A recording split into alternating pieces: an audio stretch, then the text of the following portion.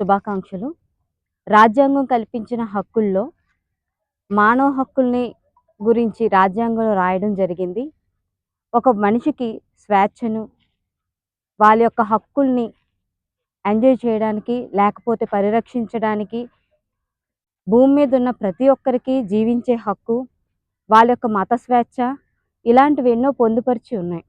ఈ మానవ హక్కుల దినోత్సవం సందర్భంగా ఈ రాజ్యాంగం కల్పించిన హక్కుల్ని ప్రతి మానవుడు వైలేషన్ చేయకుండా మా ఎన్‌హెచ్‌ఆర్‌పీ తరపున ఎక్కడైనా మానవ హక్కుల ఉల్లంఘన జరిగినా, ఏ మానవుడికి ఎటువంటి హాని కలిగినా మా ఎన్‌హెచ్‌ఆర్‌పీ ఎప్పుడు తోడుగా ఉంటుంది.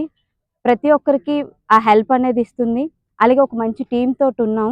అందరూ కలిపి మా యొక్క ఎక్కడ అన్యాయం జరిగినా మా వరకు చేరితే అది ఖచ్చితంగా వాళ్ళకి మేము ప్రొటెక్షన్ ఇస్తాం.